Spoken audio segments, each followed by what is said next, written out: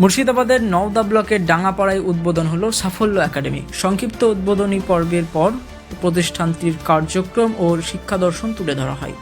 নতুন বিদ্যালয়কে ঘিরে এলাকায় উৎসবমুখর পরিবেশ লক্ষ্য করা যায়। বিদ্যালয়ের পক্ষ থেকে জানানো হয়েছে, শিক্ষা শুধু পাঠ্যক্রম ভিত্তিক নয়, জীবনের প্রতিটি ক্ষেত্রেই তার বাস্তব প্রয়োগ জরুরি। পিছিয়ে থাকা সমাজ ও ছাত্রছাত্রীদের এগিয়ে নেওয়ার লক্ষ্যেই সাফল্য একাডেমির যাত্রা শুরু করলো। Bureau report, MH news Bangla.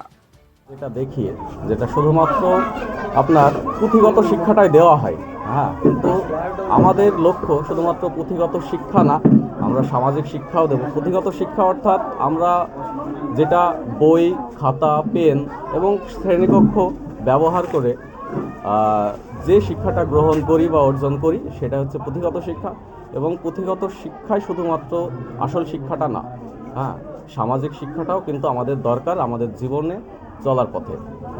তাই আমরা চেষ্টা করব, আমরা আপ্রাণ চেষ্টা করব, আমাদের সমস্ত শিক্ষক শিক্ষিকা বৃন্দ সবাই চেষ্টা করবে যে আমাদের সামাজিক শিক্ষা এবং পুঁথিগত শিক্ষা সব কিছুই যেন বজায় থাকে। সেটাই কোন ক্লাস থেকে স্টার্ট? আমাদের প্রি নার্সারি থেকে শুরু করে ক্লাস 4 পর্যন্ত।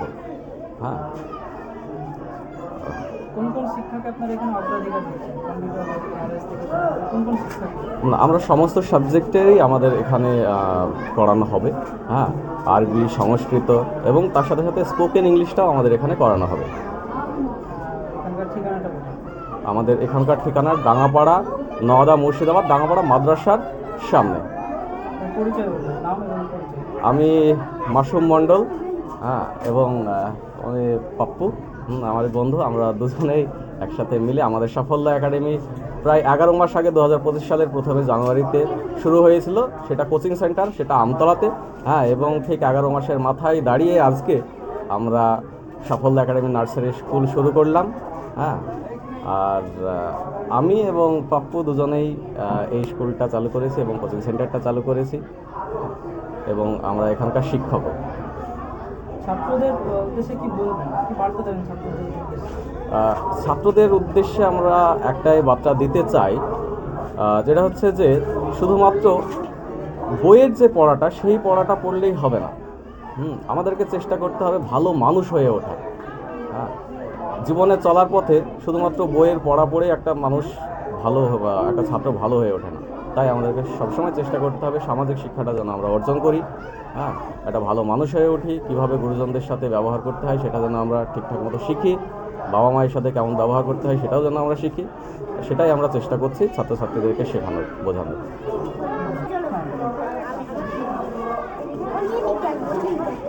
2024 সালের 29শে ডিসেম্বর আমাদের সাফল্য একাডেমির আমতলাতে কোচিং সেন্টারের পথ চলা শুরু হয়েছিল এবং ক্লাস শুরু হয়েছিল 4 জানুয়ারি 2025। আজ প্রায় 1 বছর হতে চলল। আমরা পড়ানোর সময় যেটা উপলব্ধি করলাম সেটা হচ্ছে উঁচু ক্লাসের ছাত্রছাত্রীদের বেসিক কনসেপ্ট যেগুলো ছোটোবেলার শেখার দরকার, সাধারণত সেইগুলোর প্রতি ওদের ভয়ভীতিটা থাকে। সেটা হতে পারে তাদের ঠিকঠাক পরিকাঠামোর অভাব।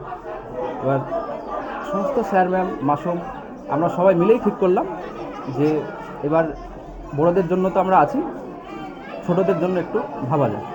তখনই আমাদের মাথায় চিন্তাভাবনা আসলো যে না, আমরা নার্সারি এবার চালু করব। ঠিক সেই পরিকল্পনা নিয়ে আমরা এই বছরে অর্থাৎ 2026-এ চালু করব সাফল্য একাডেমি নার্সারি স্কুল। আমার নাম আসানুর আলম শেখ, আমার বাড়ি ডাঙ্গাপাড়া, নওদা, মুর্শিদাবাদ। আমি শিক্ষক। স্কুলের সঙ্গে পরিচিত? হ্যাঁ, স্কুলের আমি শিক্ষক।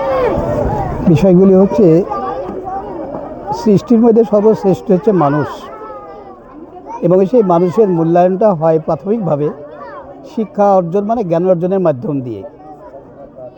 তো সেই জ্ঞানগুলিকে নেওয়ার জন্য একটা নির্দিষ্ট কিছু জায়গা থাকে যেগুলোকে আমরা বিদ্যালয় বলছি। এখন এই মুহূর্তে দাঁড়িয়ে বিদ্যালয়ের দুটো ভাগে ভাগ হয়ে গেছে।